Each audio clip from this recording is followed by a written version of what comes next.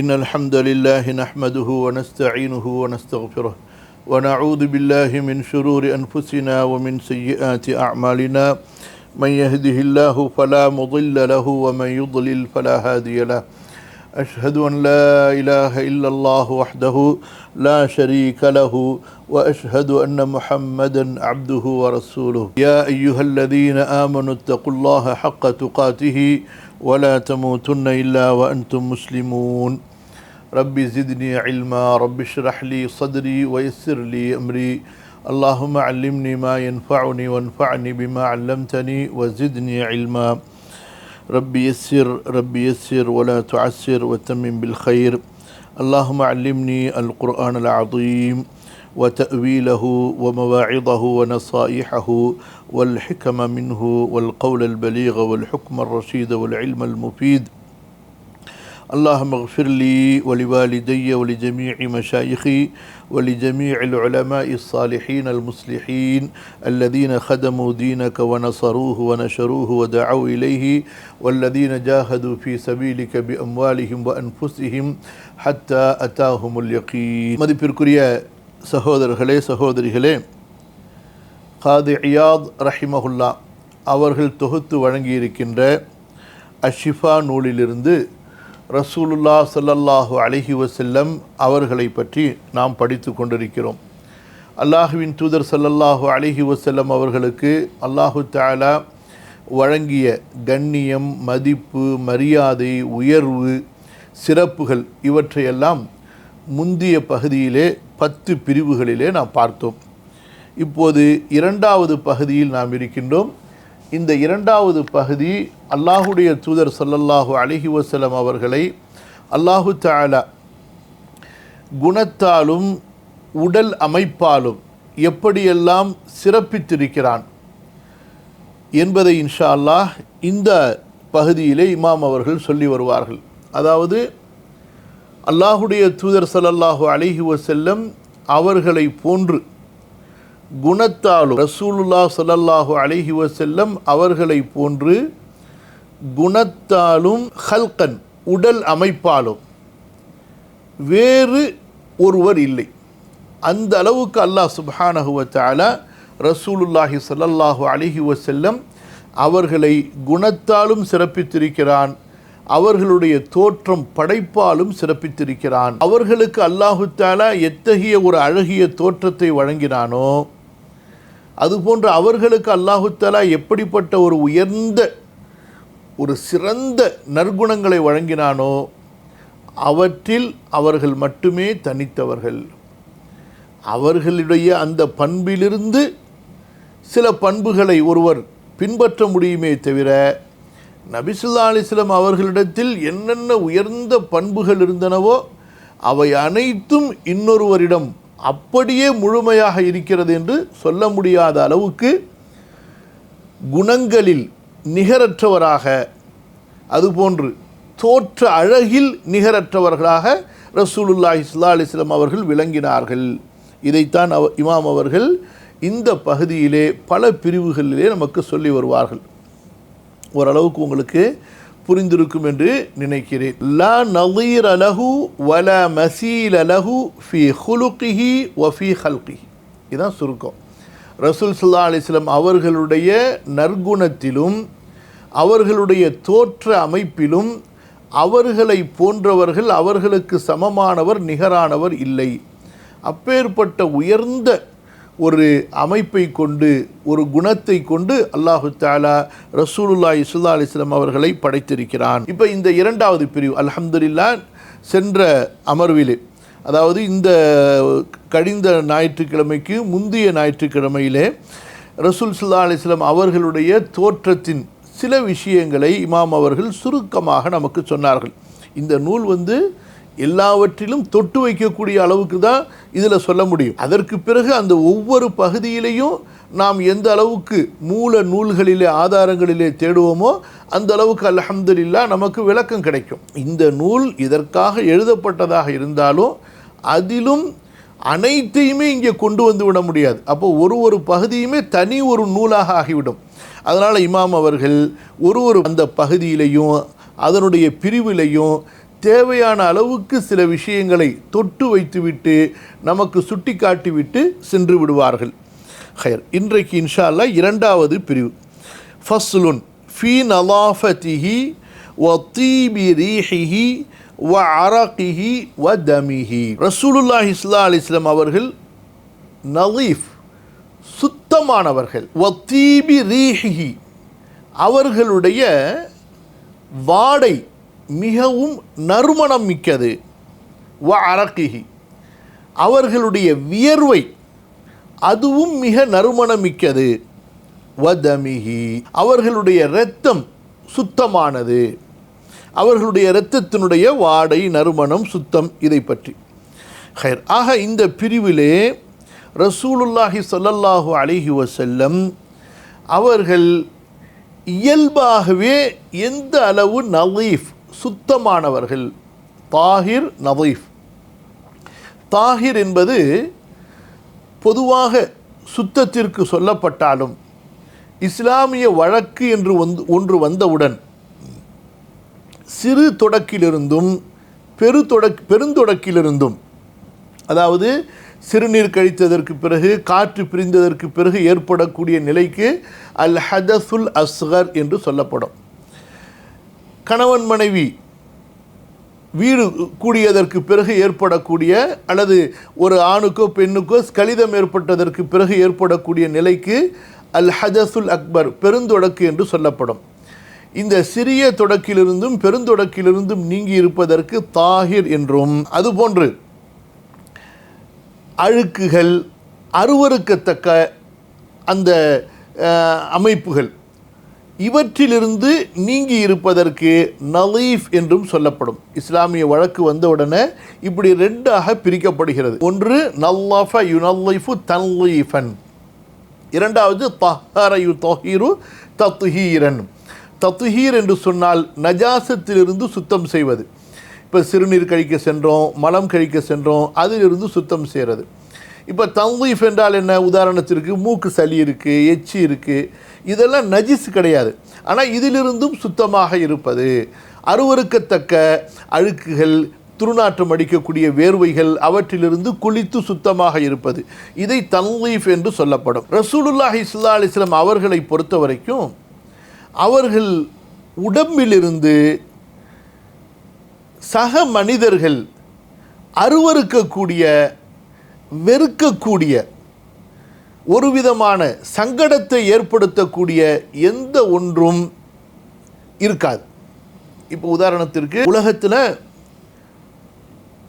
மனிதர்களுக்கு ரொம்பவும் அந்யோன்யமானவர்கள், கணவனுக்கு மனைவி, மனைவிக்கு கணவன், மற்றவர்கள் எல்லாருமே நம்ம உதாரணத்திற்கு தாய் தந்தையாக இருக்கட்டும், அதுபோன்று நாம் பெற்றெடுத்த பிள்ளைகளாக இருக்கட்டும், எவ்வளவுதான் நெருக்கமான உறவு இருந்தாலும் ஒரு கணவன் மனைவிக்கு இடையில் இருக்கக்கூடிய அந்யோன்யம் என்பது இருக்காது. அப்படி அந்யோன்யமாக இருக்கக்கூடிய கணவன் மனைவிக்கு மத்தியிலும் எல்லா விஷயங்களையுமே கணவன் மனைவியிடம் சகித்து கொள்ள முடியாது, மனைவி கணவனிடம் சகித்து கொள்ள முடியாது. உதாரணத்திற்கு வியர்வையினுடைய துர்நாற்றம், இன்னும் பல விஷயங்கள். இப்படிப்பட்ட ஒரு நிலை ரசூல் ஸல்லல்லாஹு அலைஹி வஸல்லம் அவர்களுக்கு இருந்ததில்லை.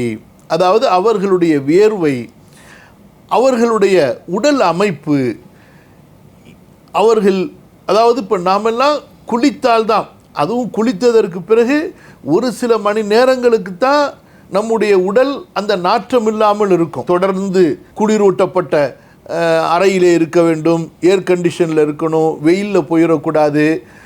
அதே போல் நம்முடைய சட்டை அதில் நறுமணங்கள் இருந்திருக்கணும், ஏதாவது பெர்ஃப்யூம் நறுமணங்கள் நம்ம பயன்படுத்தணும். இப்படிலாம் இருந்தால் தான் பக்கத்தில் கொஞ்சம் நேரம் உட்கார முடியும்.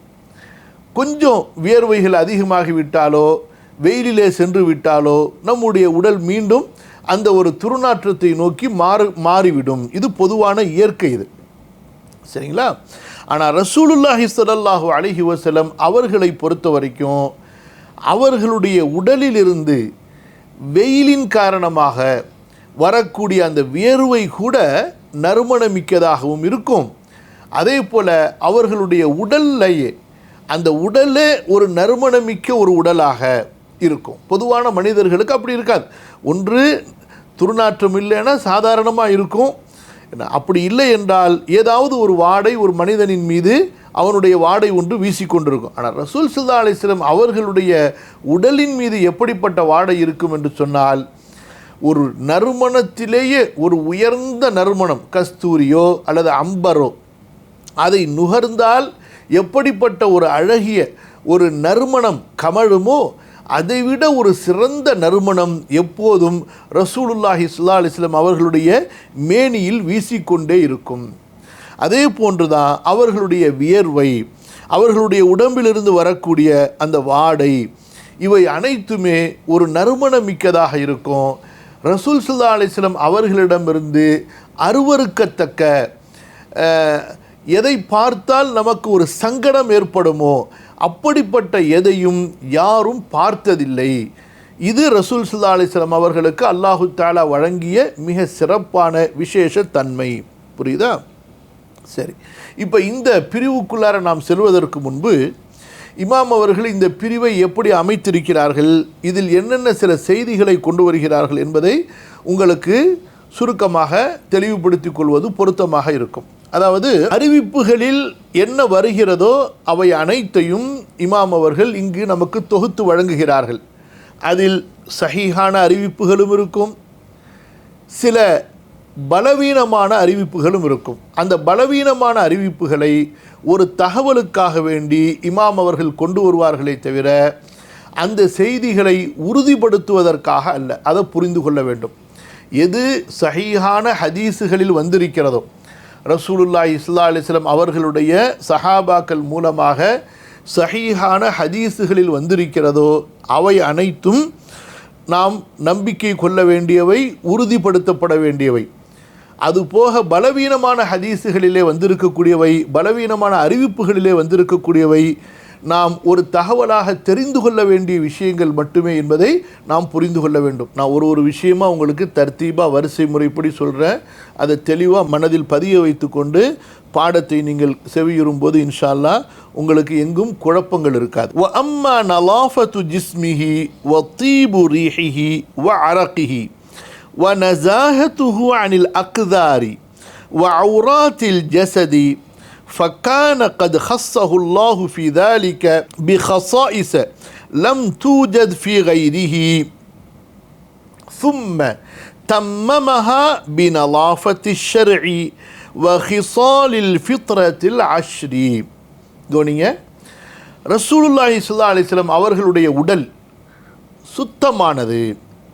அதாவது நாமெல்லாம் குளித்தால்தான் சுத்தமாகுவோம். குளித்தாலும் சுத்தமாயிருவோமா? குளித்தாலும் சுத்தமாக மாட்டோம். பல வகையான சோப்பை போட்டு ஷெம்பை போட்டு எரும மாட்டை தேய்க்கிற மாதிரி அதுக்கான ப்ரஷ்ஷை போட்டு தேய்னு தேய்ச்சி, அதுவும் பல லிட்டர் தண்ணியை தூக்கி ஊற்றி, அந்த காலத்தில் குளத்தில் வாய்க்கால் ஆற்றுலலாம் நீங்கள் இந்தியாவில் பார்த்துருப்பீங்க, எரும மாட்டை வச்சு தேய்னு தேய்ப்பாங்க. அந்த மாதிரி குளித்தாதான் ஏதோ கொஞ்ச நேரத்துக்கு நம்ம உடலெல்லாம் கொஞ்சம் ஒரு நறுமணமாக இருக்கும். சோப்பு நறுமணமாக இருக்கணும், ஷெம்பு நறுமணமாக இருக்கணும். அதுக்கப்புறமா எரும மாட்டை தேய்ச்ச மாதிரி வச்சு தேய்னு தேய்க்கணும். ஏன்னா இப்படிலாம் செஞ்சாதான் நம்ம உடல் ஏதோ கொஞ்ச நேரத்துக்கு பார்க்க சகிக்கும், அது கிட்டக்க இருக்கிற மாதிரி இருக்கும். ஆனால் அல்லாஹ்வுடைய தூதர் ஸல்லல்லாஹு அலைஹி வஸல்லம் அவர்களுடைய உடல் இருக்கிறது நலீஃப், அது எப்போதுமே சுத்தமானது. அம்மா நதாஃபத்து ஜிஸ்மி, ரசூல் ஸல்லல்லாஹு அலைஹி வஸல்லம் அவர்களுடைய உடலுடைய சுத்தம் இருக்கின்றதே, அதுபோன்று வத்தீபு ரீஹி, அவர்களுடைய வாடை, வ அரகிஹி, அவர்களுடைய வியர்வையின் நறுமணம் இருக்கின்றது, வ நஸாஹத்துஹு அனில் அக்தார் அல் கதீருன், அதாவது அருவருக்கத்தக்க விஷயங்களை விட்டு. இப்போ நம்ம மூக்கு சளியை நம்ம மனைவி மேலே தடவ முடியுமா? ஓங்கி பலாருன்னு மண்டையில் போடுவா. என்ன சும்மா அப்படியே தும்மல் பக்கத்தில் உட்காந்துருக்கு, உங்களால் சகிச்சுக்க முடியுமா? முடியாது. எதுவுமே சரி. ஆனால் ரசூல் ஸல்லல்லாஹு அலைஹி வஸல்லம் அவர்களுடைய சளி, அவர்களுடைய எச்சி எதையுமே அவர்களிடமிருந்து பார்த்தால் அருவருப்பை ஏற்படுத்தக்கூடியதாக இருக்காது. அது ஒரு பெரிய விசேஷம். புரியுதுங்களா? வனஸாஹத்துஹு அனில் அக்தார், அருவருக்கத்தக்க விஷயம், அருவருக்கத்தக்க விதமான பொருட்களை விட்டு, வஸ்துக்களை விட்டு அவர்கள் சுத்தமாக நஸீஹ், நதீஃப், நஸீஹ். அதே போல வஅவுராத்தில் ஜஸதி, உடம்புல ஔரத்துகள் இருக்கக்கூடிய குறைகளை விட்டு, மறைவிடங்களின் குறைகளை விட்டு அவர்கள் சுத்தமாக இருப்பது இருக்கின்றதே, அல்லாஹு தஆலா கத் ஹஸ்ஸஹுல்லாஹு ஃபீ ذلك பிகஸாயிஸ், பல விசேஷமான சிறப்புகளை கொண்டு ரசூலுல்லாஹி ஸல்லல்லாஹு அலைஹி வஸல்லம் அவர்களை அல்லாஹு தஆலா சிறப்பித்திருக்கிறான். இது எல்லா விஷயத்திலையும் மற்ற மனிதர்களுக்கு இல்லாத அளவுக்குண்டான சிறப்புகளை கொண்டு சிறப்பாக்கி இருக்கிறான். லம் தூஜத் ஃபீ கைரிஹி, அந்த சிறப்புகள் அவரை தவிர வேறு யாரிடமும் பெற்றுக்கொள்ளப்படுவதில்லை. சும்ம தம்மமஹா பினலாஃபத்தி ஷர்இ, பிறகு அல்லாஹு தஆலா ரசூலுல்லாஹி ஸல்லல்லாஹு அலைஹி வஸல்லம் அவர்களுக்கு கொடுத்த அந்த சிறப்புகளை எல்லாம் ஷரியத்தினுடைய சுத்தத்தை கொண்டும் நிறைவு செய்தான். அப்போ ஒரு மனிதர் குளிக்காமலேயே சுத்தமானவர், ஒரு மனிதர் பல் விளக்கவில்லை என்றாலும் அவருடைய வாயிலிருந்து வீசக்கூடிய வாடை நறுமணமானது, ஒரு மனிதர் தன்னுடைய அக்குள் முடிகளை, மர்மஸ்தானத்தினுடைய முடிகளை சுத்தம் செய்யவில்லை என்றாலும் அவரிடமிருந்து வேர்வையின் துருவாடைகள் வீசாது, அந்த அதாவது மறைவிடங்களிலிருந்து கெட்ட வாடைகள் வீசாது. இப்படியெல்லாம் இருந்தும் கூட அல்லாஹு தஆலா அதற்கு மேலாக ஷரியத்துடைய சட்டங்களை கொடுத்து அல்லாஹு தஆலா ரசூல் ஸல்லல்லாஹு அலைஹி வஸல்லம் அவர்களுக்கு மேலும் சுத்தத்தை அதிகப்படுத்தினார். அப்போ என்ன விஷயம்? நபி ஸல்லல்லாஹு அலைஹி வஸல்லம் அவர்கள் சிறு தொடக்கிலிருந்து நாம் எப்படி ஒது செய்து சுத்தமாகுவோமோ அதுபோன்று அவர்களும் சுத்தம் செய்தார்கள். நாம் எப்படி பல் துலக்கி நமது வாயை சுத்தம் செய்வோமோ அதுபோன்று அவர்களும் சுத்தம் செய்தார்கள். அதுபோன்று நம்முடைய மறைவிடங்களின் முடிகளை நாம் எப்படி சுத்தம் செய்து நாம் நம்மை சுத்தமாக வைத்துக் கொள்கிறோமோ அதுபோன்று அல்லாஹ்வுடைய தூதர் ஸல்லல்லாஹு அலைஹி வஸல்லம் சுத்தமாக தங்களை வைத்துக் கொண்டார்கள். எப்படி நாம் நகங்களை வெட்டுகிறோமோ அதுபோன்று ரசூல் ஸல்லல்லாஹு அலைஹி வஸல்லம் நகங்களை வெட்டி கொண்டார்கள். இப்படியாக இயற்கையாகவே ஒரு மனிதர் அழகானவராகவும் அருவருப்பான வாடைகளை விட்டு, அருவருப்பான விஷயங்களை விட்டு சுத்தப்படுத்தப்பட்டவராக இருந்தும் அதற்கு மேலாக ஷரியத்தின் சுத்தத்தை கொண்டும் அல்லாஹு தஆலா அவர்களுடைய சுத்தத்தை, அவர்களுடைய அந்த நறுமணத்தை, அவர்களுடைய அந்த உயர்ந்த அந்த உடல் அமைப்பை பரிசுத்தப்படுத்தினான். வஹிசாலில் ஃபித்ரத்தில் அஷ்ரி, அல்லாஹு தஆலா நமக்கு இப்ராஹிம் அலைஹிஸ்ஸலாத்து வஸலாம் அவர்களுடைய இயல்பான 10 சுன்னாக்களை கொடுத்திருக்கிறான். நம்ம மீசையை கத்தரிக்கிறது, அதே போல் நகங்களை கத்தரிக்கிறது, அதே போல் அக்குள் முடிகள், மர்மஸ்தானத்தினுடைய முடிகளை சுத்தம் செய்கிறது, மிஸ்வாக் செய்கிறது, இப்படியாக 10 அல்லது 5 சரிங்களா, அல் ஹிசாலுல் ஃபித்ரா இயல்பான 10 சுன்னாக்கள் இருக்கின்றன. நம்ம ஹத்னா செய்கிறது இதெல்லாம் கடைபிடிக்க வேண்டும் சரிங்களா. ஆக ரசூல் ஸல்லல்லாஹு அலைஹி வஸல்லம் அவர்களுக்கு அல்லாஹ் சுப்ஹானஹு வ தஆலா அந்த இயல்பான அந்த சுன்னத்துகளை கொண்டும் ஷரியத்துடைய சுத்தத்தினுடைய சட்டங்களை கொண்டும் அல்லாஹு தஆலா நபி ஸல்லல்லாஹு அலைஹி வஸல்லம் அவர்களுடைய அந்த சுத்தத்தின், அந்த அழகின், அந்த பரிசுத்தத்தின் அந்த தன்மையை முழுமைப்படுத்தினான். ஃபஸ்லுன் ஃபீ நலாஃபதிஹி வ தீபி ரீஹிஹி வ அரகிஹி வ தமிஹி. ரசூலுல்லாஹி ஸல்லல்லாஹு அலைஹி வஸல்லம் அவர்கள், நீங்க ஆங்கிலத்தில் சொல்லுவீங்களே நீட்னஸ்னு சொல்லி, நலீஃப், புரியுதா? ஒரு இடம் சுத்தமாக இருக்கிறது, அழுக்கு இல்லாமல், அதே போல் குப்பைகள் அங்கங்கே இல்லாமல் இருக்கிறதுக்கு நீட்னஸ்னு சொல்லுவீங்களா, அதே போல் வார்த்தை தான் இந்த நலீஃப் என்பது. ஒரு சட்டை போட்டிருந்தா கூட சட்டையில் அசுத்தம் ஒட்டி இருக்கிறது அது வேறு விஷயம். அந்த சட்டையில் ஒரு கரை இல்லாமல் இருப்பது, அந்த சட்டை அழுக்கு இல்லாமல் இருப்பது, அதை நலீஃப் என்று சொல்லப்படும். ஆக ரசூல் ஸல்லல்லாஹு அலைஹி வஸல்லம் அவர்கள் நலீஃப், சுத்தமானவர்கள், அவர்களுடைய நறுமணம் சுத்தமானது, அவர்களுடைய வாடை சுத்தமானது, அதுபோன்று அவர்களுடைய வேர்வை நறுமணம் மிக்கது, அவர்களுடைய இரத்தம் நறுமணம் மிக்கது, சுத்தமானது. இப்படியாக ரசூலுல்லாஹி ஸல்லல்லாஹு அலைஹி வஸல்லம் அவர்களுக்கு அல்லாஹ் கொடுத்திருக்கக்கூடிய விசேஷமான இயல்பான சிறப்புகளை இந்த பிரிவில் நாம் பார்க்க போகிறோம். இமாம் அவர்கள் சொல்கிறார்கள், வ அம்மா நலாஃபத்து ஜிஸ்மிஹி வ தீபு ரீஹிஹி வ அரகிஹி வ நஸாஹத்துஹு அனில் அக்தாரி வ அவ்ராத்தில் ஜஸதி ஃபகான கத் ஹஸ்ஸஹு அல்லாஹு ஃபீ ذلك بخصائص لم توجد في غيره ثم تممها بنظافة الشرع وخصال الفطرة العشر. ரசூலுல்லாஹி ஸல்லல்லாஹு அலைஹி வஸல்லம் உடம்பின் சுத்தமோ, அவர்களின் வாடையின் நறுமணமோ, அவர்களின் வியர்வையின் நறுமணமோ, அசுத்தங்களை விட்டு, அருவருப்பான விஷயங்களை விட்டு, உடலின் மறைவிடங்களிலிருந்து வெளிப்படக்கூடிய துர்நாற்றங்களை விட்டு அவர்கள் சுத்தமாக இருந்ததோ, என்ன சொல்ல முடியும் அதை பற்றி? அல்லாஹ் தஆலா அவர்களுக்கென்று மிக விசேஷமான சிறப்புகளை அவர்களுக்கு சிறப்பாக வழங்கியிருந்தான். அந்த விசேஷங்கள் வேறு அவர்களை தவிர வேறு யாரிடத்திலும் பெற்றுக்கொள்ளப்படவில்லை. பிறகு அல்லாஹு தஆலா ஷரியத்தினுடைய சுத்தத்தை கொண்டும் ரசூலுல்லாஹி ஸல்லல்லாஹு அலைஹி வஸல்லம் அவர்களுடைய சுத்தத்தை முழுமைப்படுத்தினான். அதுபோன்று இந்த முஸ்லிம் உம்மா இயல்பாக பின்பற்ற வேண்டும் என்று அல்லாஹ் கட்டளையாக்கிய 10 சிறப்பான குணங்களை கொண்டும் ரசூலுல்லாஹி ஸல்லல்லாஹு அலைஹி வஸல்லம் அவர்களுடைய சுத்தத்தை அல்லாஹு தஆலா சிறப்பாக்கினான், முழுமைப்படுத்தினான். ஒரு சின்ன விஷயத்தை கொஞ்சம் வலியுறுத்தி சொல்கிறேன். இது அதாவது செய்தியால் சின்ன விஷயம், ஆனால் பேண வேண்டிய விஷயத்தினால ரொம்ப ரொம்ப ரொம்ப முக்கியமான கட்டாயமான விஷயம். பெரும்பாலான முஸ்லிம்கள் இது விஷயத்தில் மிகப்பெரிய தவறு செய்கிறார்கள். சில பேர் மீசை வைப்பாங்க, அவங்க வாயே தெரியாது. இந்த பஞ்சாபி சிங்கு இருக்காங்க பாருங்க, தலப்பா கட்டிய சிங்கு, அந்த மாதிரியான மீசை வைப்பாங்க. நம்பர் 1. அதே போல் யகூதிங்க, அதே போல் இந்த பஞ்சாபி சிங்குங்க தங்களுடைய கம்கட்டு, அதே போல் அக்குல் மர்மஸ்தானத்தினுடைய முடிகளை சுத்தமே செய்ய மாட்டாங்க. அந்த மாதிரி நாலு கணக்காக மாதக்கணக்காக அருவருப்பாக பலர் இருப்பாங்க. புரியுதா? அதே போல் நகங்களை வெட்டுறது, ஒவ்வொரு வாரமும் வெட்டணும். அப்புறம் நம்முடைய அந்த சுத்தம் செய்ய வேண்டிய முடிகளை ஒவ்வொரு வாரமும் சுத்தம் செய்யணும். அதிகபட்சமாக 40 நாளுகளை தாண்டக்கூடாது.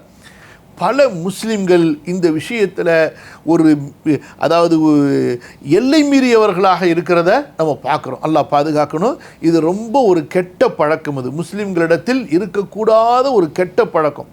நம்ம இப்போ மௌத்தா போனால் கூட நம்முடைய ஜனாசாவை கழுகிறவங்களுக்கு எந்த கஷ்டமும் இருக்கக்கூடாது, எந்த அருவருப்பும் இருக்கக்கூடாது. அந்த மாதிரி சுத்தமாக நாம் இருக்க வேண்டும். பயப்படாதீங்க. இப்போ மௌத்தா போகணுன்னு சொன்ன உடனே என்னடா ஆலிம் சார் நமக்கு மௌத்துக்கு துவா பண்ணுறாருன்னு. எப்போ மௌத்து வருமோ அப்போ தாங்க மௌத்து வரும். மௌத்தை பற்றி பயப்படாது. மௌத்துக்கு என்ன செய்து வைத்திருக்கிறோம் என்பதை பற்றி பயப்படுங்க. புரியுதா? கணவன் மனைவி குடும்ப வாழ்க்கையில் பிள்ளைகளுக்கு பெற்றோர்கள் இதை சொல்லிக் கொடுக்கணும். வகால ஸல்லல்லாஹு அலைஹி வஸல்லம் புனிய தீனு அலன் நவாஃபா, தீன் சுத்தத்தின் மீது அமைக்கப்பட்டிருக்கிறது. இந்த ஹதீஸை பற்றி இமாம் சுயூத்தி ரஹ்மத்துல்லாஹி அலைஹி அவர்கள் சொல்கிறார்கள். அதாவது ஹாஃபிஸ் அபுல் ஃபதுல் இராக்கி ரஹிமஹுல்லா சொல்வதாக, இதே வார்த்தையில் ஹதீஸுகள் கிதாபுகளில் இந்த ஹதீஸு பெற்றுக்கொள்ளப்படலை. ஆனால் இந்த கருத்துப்பட பல ஹதீஸுகள் வந்திருக்கின்றன. அதில் ஒன்று என்ன? தனல்லஃபு ஃப இன்னல் இஸ்லாம நதீஃபுன், நீங்கள் நீட்டாக சுத்தமாக இருங்கள், இஸ்லாம் சுத்தமான மார்க்கமாகும். அதுபோன்று இன்னொரு அறிவிப்பில் வன் நவாஃபத்து ததுஉ இலல் ஈமான், சுத்தம் ஈமானின் பக்கம் அழைக்கிறது. சரிங்களா? அதே போல் தனல்லஃபு பிகுல்லி மஸ்ததஅதும் ஃபஇன்னல்லாஹ பனல் இஸ்லாம அலன் நவாஃபா வலன் யதுகுலல் ஜன்னத இல்லா குல்லு நதீஃபின், நீங்கள் முடிந்த அளவு சுத்தமாக இருங்கள். அல்லாஹு தஆலா இஸ்லாமை சுத்தத்தின் மீது அமைத்திருக்கிறான். சுத்தமானவர்கள்தான் சொர்க்கம் செல்வார்கள். இப்படியாக ரசூலுல்லாஹி ஸல்லல்லாஹு அலைஹி வஸல்லம் அவர்கள் சொல்லி இருக்கக்கூடிய பல ஹதீஸுகள், அந்த அறிவிப்பாளர்கள் தொடர்களில் முன்ன பின்ன சில விஷயங்கள் இருந்தாலும் பொதுவான கருத்தாக பார்க்கும் பொழுது இந்த விஷயம் மார்க்கத்தில் வலியுறுத்தப்பட்டதாக வருவதை நாம் பார்க்கிறோம். சரி, ஒன்று இருக்கிறது தஹாரா. அத்தஹூர் நிஸ்ஃபுல் ஈமான் அல்லது அத்தஹூர் ஷத்ருல் ஈமான் என்று வரக்கூடியது. அது சிறு தொடக்கிலிருந்து பெருந்தொடக்கிலிருந்து நம்ம சுத்தமாக இருக்கிறது. அது ரொம்ப முக்கியம். அது நம்முடைய தொழுகை இபாதத்துக்காக அது இல்லாமல் நம்ம இருக்கவே முடியாது. அது போக துருநாற்றங்களை விட்டு பிறர் நம்மிடத்திலே பழகும் பொழுது அருவருப்பாக நம்மை பார்ப்பதிலிருந்தும், நம்மோடு பழகும் போதும் உட்காரும் பொழுதும் அதாவது ஒரு விதமான சங்கடத்தை உணர்வதிலிருந்து நாம் நம்மை சுத்தமாக வைத்துக்கொள்வது. சரிங்களா? ரப்பி ஜித்னி இல்மா. சிலருக்கு கொஞ்ச நேரத்திலேயே வாய் ஒரு வாடை வீச ஆரம்பிச்சிடும். அப்போ அவங்க ரெகுலராக பல்லு விளக்கி கொண்டே இருக்கணும், வாய் கொப்பளித்து கொண்டே இருக்கணும். அதே போல் சிலருடைய உடல் வியர்வை இருக்கிறதே, கொஞ்ச நேரத்திலேயே அவங்களுடைய வேர்வை கொஞ்சம் அதிகமாகிடும். அந்த வேர்வை பிறருக்கு ஒரு குமட்டக்கூடிய அளவுக்கு, ஒரு சிரமத்தை ஏற்படுத்தக்கூடிய அளவுக்குண்டான வாடை உள்ளதாக இருக்கணும். இப்போ அந்த மாதிரி உள்ளவங்க தொடர்ந்து அவர்கள் நறுமணங்களை பயன்படுத்தி கொண்டே இருக்கணும். குறிப்பாக பள்ளிவாசலுக்கு போகும்போது ஒரு ஒரு சபைக்கு போகும் பொழுது. அதனால தான் ரசூல் ஸல்லல்லாஹு அலைஹி வஸல்லம் வெள்ளிக்கிழமைக்கு கண்டிப்பாக கட்டாயமாக குளித்து விட்டு வாருங்கள் என்று சட்டமாக ஆக்கினார்கள். அந்த காலத்தில் சஹாபாக்களுக்கு மாற்று ஆடையும் இருக்காது, கூலி வேலை செய்பவர்களாக இருந்தார்கள், தண்ணீரும் ரொம்ப கஷ்டம். அப்போ அவர்கள் சிரமப்பட்டு கொண்டிருந்தார்கள். குறைந்தபட்சம் வாரத்தில் ஒரு நாளாவது நீங்கள் கட்டாயமாக குளித்து விடுங்கள் என்பதாக அல்லாஹ்வுடைய தூதர் ஸல்லல்லாஹு அலைஹி வஸல்லம் குளிப்பை கட்டாயமாக்கினார்கள். உலகத்திலேயேங்க குளிப்பதை கட்டாயமாக ஆக்கிய ஒரு மார்க்கம், ஒரு கொள்கை இருக்கிறது என்றால் இஸ்லாம் தாங்க. 100 அல்லது 150 வருஷத்துக்கு முன்னாடி தான் இந்த வெள்ளைக்கார கிறுக்கருக்கான பல்லு விளக்கிறதையே கண்டுபிடிச்சான். அல்லாஹ்வுடைய தூதர் ஸல்லல்லாஹு அலைஹி வஸல்லம் 1400 வருஷத்துக்கு முன்பே ஒவ்வொரு நாளைக்கும் குறைந்தது 5 வேளை நீங்கள் பல்லு விளக்குங்க, அதுவும் ஃபர்லு நஃபில் தொழுகன்னு கணக்கு பார்த்தா இன்னும் அதிகமாக, அது போக இன்னும் சுன்னத்தான வக்துகள் என்று பல நேரங்களில் ஒரு நாளைக்கு பல முறை பல் துலக்குவதை போதித்து சுத்தத்தினுடைய அஸ்திவாரத்தை நிறுவியவர்கள் ரசூலுல்லாஹி ஸல்லல்லாஹு அலைஹி வஸல்லம். அதே போல் கை கால் முகங்களை கழுவிக்கொள்வது, இதெல்லாம் இஸ்லாமிய மார்க்கத்தில் வலியுறுத்தப்பட்ட சுன்னாக்கள். புரியுதுங்களா? நம்ம இஸ்லாத்தினுடைய சிறப்பை எடுத்து மக்களுக்கு சொல்லிக்கிட்டே இருங்க. இந்த ஹதீஸினுடைய அறிவிப்புடைய அந்த அறிவிப்பாளர்கள் தொடர் அப்படியே சென்று கொண்டு கடைசியாக அறிவிப்பாளர் அனஸ் ரலியல்லாஹு அன்ஹு அவர்கள் மூலமாக அறிவிக்கப்படுகிறது. அனஸ் ரலியல்லாஹு அன்ஹு யாரு? ரொம்ப பேருக்கு சஹாபாக்களை பற்றி தெரிகிறதில்லை. அனஸ் ரலியல்லாஹு அன்ஹு ரசூலுல்லாஹி ஸல்லல்லாஹு அலைஹி வஸல்லம் அவர்களுடைய பணியாளர், பணிவிடையாளர், மிகப்பெரிய இந்த இஸ்லாமிய மார்க்கத்திற்கு முஸ்லிம்களுக்கு கிடைத்த பெரிய சொத்து அனஸ் ரலியல்லாஹு அன்ஹு. அவர்களுடைய தாயுடைய சிறப்பு, அவர்களுடைய வளர்ப்பு தந்தையின் சிறப்பு, அவர்களுடைய குடும்பமே இஸ்லாமுக்காக தியாகம் செய்த ஒரு மாபெரும் அன்சாரி குடும்பத்தை சேர்ந்த ஒரு மகத்தான சஹாபி. இவருக்காக வேண்டி ரசூல் ஸல்லல்லாஹு அலைஹி வஸல்லம் விசேஷமாக துஆ செய்தார்கள். அந்த துஆ அல்லாஹ்விடத்திலே அங்கீகரிக்கப்பட்டது. சரி, அனஸ் ரலியல்லாஹு அன்ஹு சொல்கிறார்கள், மா ஷமம்து அம்பரன் கத்து வலா மிஸ்கன் வலா ஷைஅன் அத்யப மிர் ரீஹி ரசூலில்லாஹி ஸல்லல்லாஹு அலைஹி வஸல்லம். இந்த வாக்கியத்துக்கு நான் பொருள் சொல்கிறதுக்கு முன்னாடி ஒரு நடப்பை சொல்லிக்கொள்கிறேன். அதாவது திருமணமான புதுசில் கணவன் மனைவியை புகழ்கிறதும் மனைவி கணவனை புகழ்கிறதும் இருக்கும். பொதுவாக நம்ம புகழ்கிறது இருக்குதே பெரும்பாலும் பொய் தான்.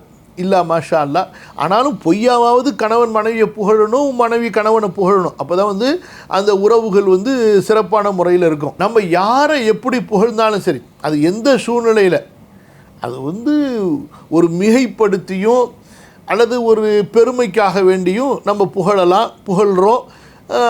அதில் பல விஷயங்கள் இல்லாமையே இருக்கவே இருக்காது, ஆனாலும் நம்ம சேர்த்துருப்போம். இப்போ சொல்கிறாங்கல்ல, நீ சந்திரன் மாதிரி இருக்கிற மண்ணாங்கட்டி, ஏன்னா இப்போ சொல்ல வேண்டியது தான், ஏன்னா அதே போல் அப்படி இப்படின்னு சொல்லிட்டு.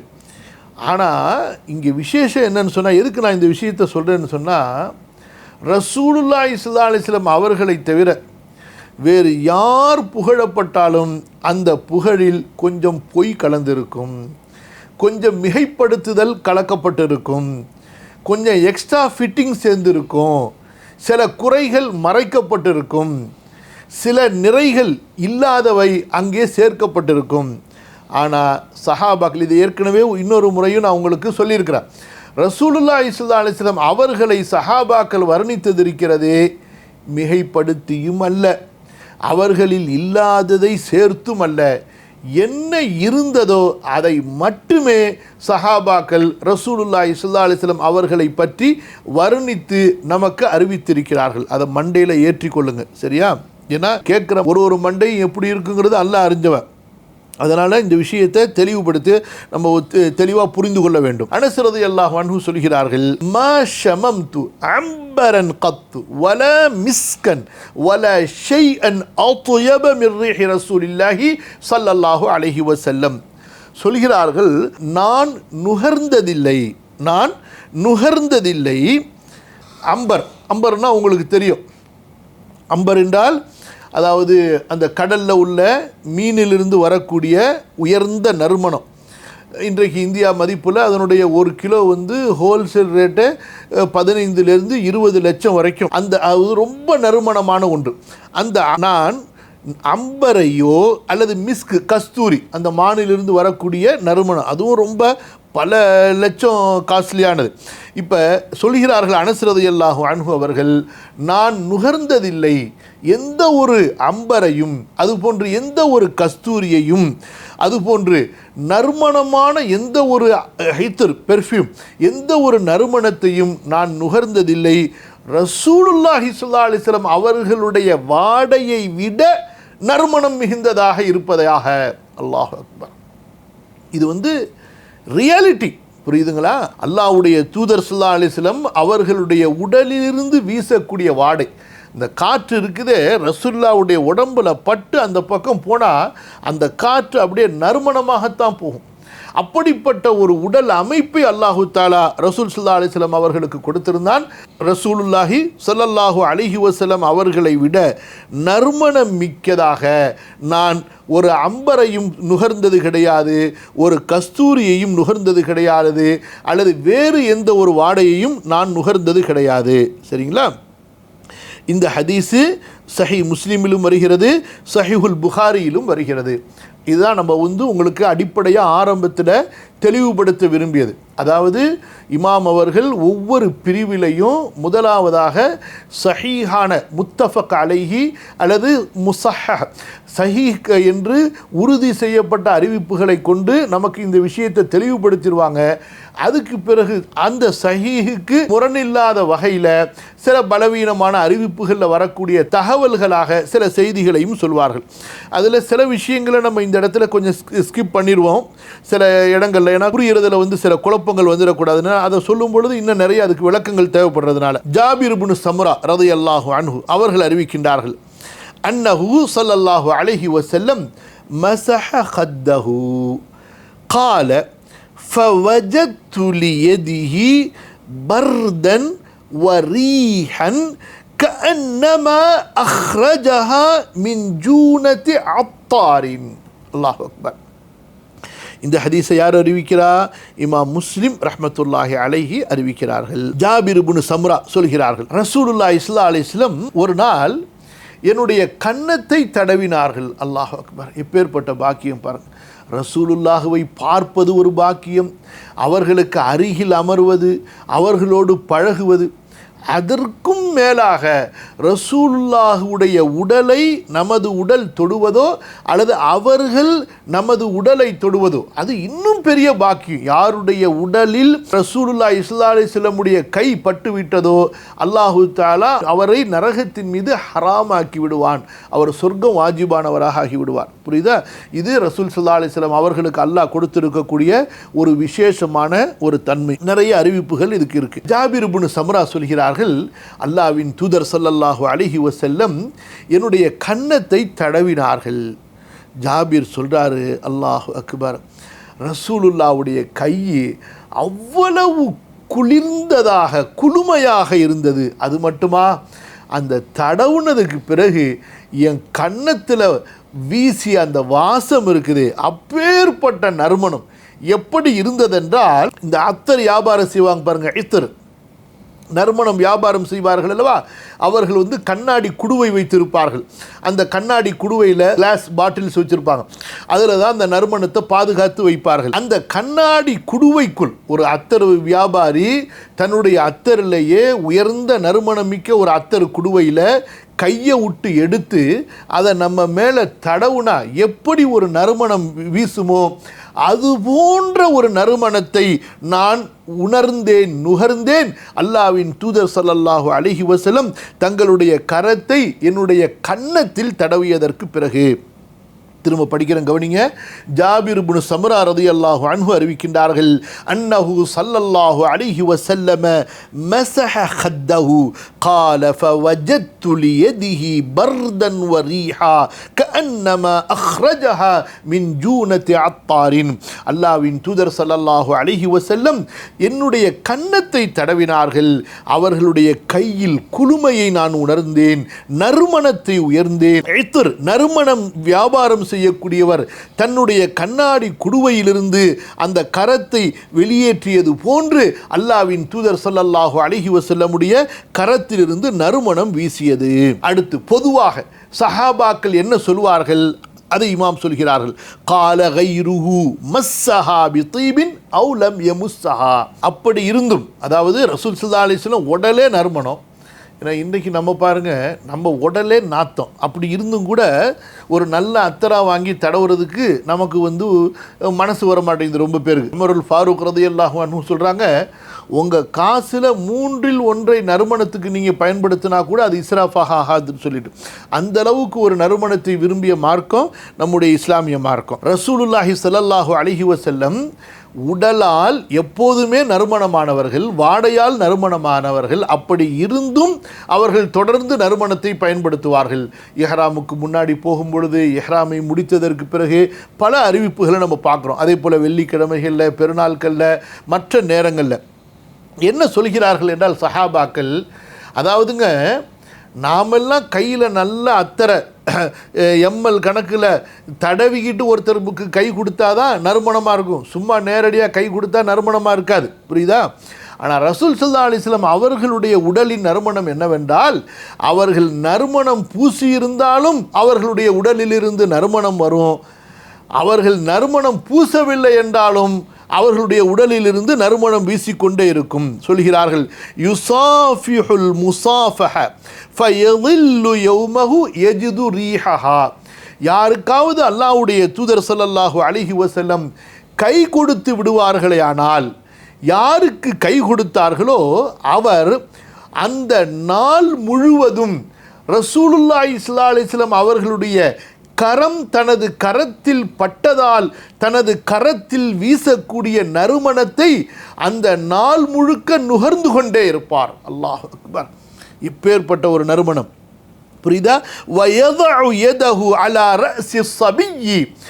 ரசூலுல்லாஹி ஸல்லல்லாஹு அலைஹி வஸல்லம் குழந்தைகள் வருவார்களே, ஆனால் அந்த குழந்தைகளுடைய தலையிலே தடவி விடுவார்கள். அல்லாஹ்வுடைய தூதர் ஸல்லல்லாஹு அலைஹி வஸல்லம் ஒரு குழந்தையின் தலையில் தடவி விடுவார்களே, ஆனால் ஃபயுரஃபு மின் பைனி ஸிபியானி பிரீஹிஹா.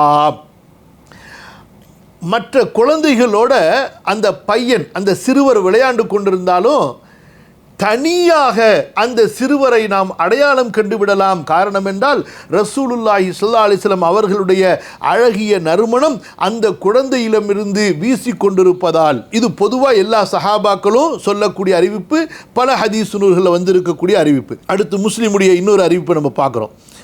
வனாம ரசூலுல்லாஹி ஸல்லல்லாஹு அலைஹி வஸல்லம் ஃபி தாரி அனஸின் على نطع فعرق فجاءت أمه بقارورة تجمع فيها عرقه فسألها رسول الله صلى الله عليه وسلم عن ذلك فقالت نجعله في طيبنا وهو من أطيب الطيب.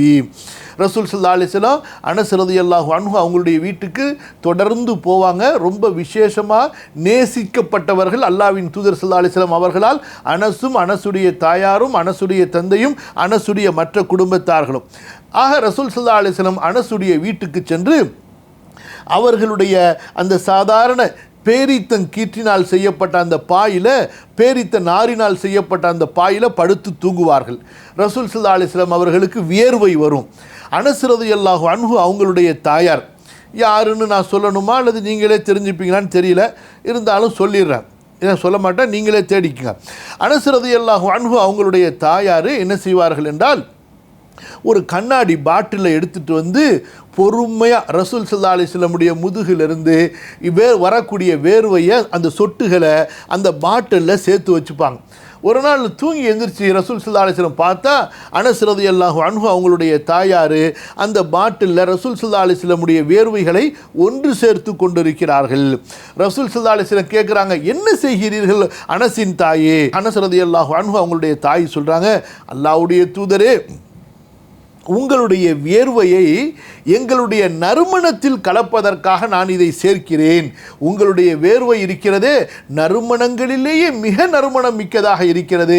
அந்த வியர்வையை எங்களுடைய நறுமணத்தில் சேர்ப்பதால் எங்களது நறுமணம் இன்னும் அதிகம் நறுமணமானதாக, எங்களுடைய அந்த பெர்ஃப்யூம் இருக்கா இல்லையா, அத்தர், அது இன்னும் நறுமணம் மிக்கதாக ஆகிவிடுகிறது. இந்த ஹதீஸையும் இமாம் முஸ்லிம் ரஹ்மத்துல்லாஹி அலைஹி பதிவு செய்கிறாங்க. நம்ம வேர்வையை கொண்டு போய் ஏதாவது அத்தரில் சேர்த்தோன்னு வச்சுக்கோங்க, அந்த அத்தரை கொண்டு போய் மொத்தமாக குப்பையில் போட வேண்டியதுதான். அப்படி இதெல்லாம் சஹீஹான ஹதீஸுகளில் வரக்கூடியது. அடுத்து மற்ற ஹதீஸுகளில் வரக்கூடிய விஷயங்களை சொல்கிறாங்க. அதில் ஒன்றை பார்த்து இன்ஷா அல்லாஹ் நம்ம நிறைவு செய்வோம். வதக்கர் அல் புகாரி ரஹிமஹுல்லா ஃபி தாரீஹில் கபீர் அன் ஜாபிரின் ரலியல்லாஹு அன்ஹு லம் யகுனின் நபியு ஸல்லல்லாஹு அலைஹி வஸல்லம் ஃபி தரீகிஹி ஃபயத்பஉஹு அஹதுன் இல்லா உரிஃப அன்னஹு சலகஹு மின் த்ரீபிஹி. இமாம் புகாரி ரஹ்மத்துல்லாஹி அலைஹி தங்களுடைய வரலாற்று நூல், அதாவது அறிவிப்பாளர்களை பற்றி அவர்கள் தொகுத்திருக்கக்கூடிய அத்தாரீகுல் கபீர், அந்த நூலில் ஜாபிர் ரலியல்லாஹு அன்ஹு அவர்கள் மூலமாக ஒரு செய்தியை பதிவு செய்திருக்கிறார்கள். சரியா? அதுபோக இந்த அறிவிப்பு முஸ்னத் அபு யஅலாவில் இருக்கிறது, பஸ்ஸாரில் இருக்கிறது, அதே போல் இமாம் தபரானி அவர்களுடைய அல் முஅஜமுல் அவுசத்திலும் இருக்கிறது. அதே போல் இமாம் ஹைஸமி ரஹிமஹுல்லா தங்களுடைய மஜ்மஉ ஸவாயித் என்ற நூலிலே இந்த அறிவிப்பாளர்களுடைய தொடரை சரி கண்டிருக்கிறார்கள். ஜாபிர் ரலியல்லாஹு அன்ஹு அவர்கள் மூலமாக இமாம் புகாரி ரஹிமஹுல்லா அத்தாரீகுல் கபீரில் அறிவிக்கக்கூடிய இந்த செய்தி என்ன சொல்கிறது? ஜாபிர் ரலியல்லாஹு அன்ஹு சொல்கிறார்கள், அல்லாஹ்வுடைய தூதர் ஸல்லல்லாஹு அலைஹி வஸல்லம் ஒரு தெருவிலே நடந்து சென்றால், அதற்கு பிறகு யாராவது அந்த தெருவில் சென்றால் ரசூல் ஸல்லல்லாஹு அலைஹி வஸல்லம் இந்த தெருவில் நடந்து சென்றிருக்கிறார்கள் என்பதை அவர் புரிந்து கொள்வார், தெரிந்து கொள்வார், உணர்ந்து கொள்வார். ஏனென்றால் ரசூலுல்லாஹி ஸல்லல்லாஹு அலைஹி வஸல்லம் அவர்களுடைய நறுமணம் அந்த தெருவில் வீசிக்கொண்டிருக்கும். சுப்ஹானல்லாஹ், இப்பேற்பட்ட நறுமணம் பாருங்க. கவனிங்க, ஜாபிர் ரலியல்லாஹு அன்ஹு சொல்லுகின்றார்கள், ரசூல் ஸல்லல்லாஹு அலைஹி வஸல்லம் அவர்கள் ஒரு தெருவில் போனதற்கு பிறகு அடுத்து யாராவது அதை ரசூல் ஸல்லல்லாஹு அலைஹி வஸல்லம் அவர்களை பின்தொடர்ந்து அந்த தெருவிலே செல்வாரேயானால் ரசூல் ஸல்லல்லாஹு அலைஹி வஸல்லம் இந்த தெரு வழியாக நடந்து சென்றிருக்கிறார்கள் என்பதை அவர் தெரிந்து கொள்வார். காரணம் என்ன? ரசூலுல்லாஹி ஸல்லல்லாஹு அலைஹி வஸல்லம் அவர்களுடைய நறுமணம் அங்கே வீசுகின்ற காரணத்தினால். இஸ்ஹாக் இப்னு ராஹவைஹி மிகப்பெரிய முஹத்திஸ், வரலாற்று ஆசிரியர், சொல்கிறார்கள், அன்ன தில்க கானத் ராயிஹதஹு பிலா தீபின் ஸல்லல்லாஹு அலைஹி வஸல்லம். சரி, ரசூல் ஸல்லல்லாஹு அலைஹி வஸல்லம் அவர்களுடைய உடலிலிருந்து இந்த நறுமணம் வீசியதே, அவர்கள் ஏதாவது வீட்டிலிருந்து புறப்பட்டு கொண்டு வரும் பொழுது ஏதாவது நறுமணத்தை தடவினால்தான் இப்படியா என்றால் இல்லை, நறுமணம் தடவாமலேயே ரசூல் ஸல்லல்லாஹு அலைஹி வஸல்லம் அவர்களுடைய உடம்பிலிருந்து நறுமணம் வீசிக்கொண்டிருக்கும். சுப்ஹானக்கல்லாஹும்ம பிஹம்திக அஷ்ஹது அன் லா இலாஹா இல்லா அன்த அஸ்தக்ஃபிருக வ அத்தூபு இலைக். அஸ்ஸலாமு அலைக்கும் வரஹ்மத்துல்லாஹி வபரகாத்துஹு.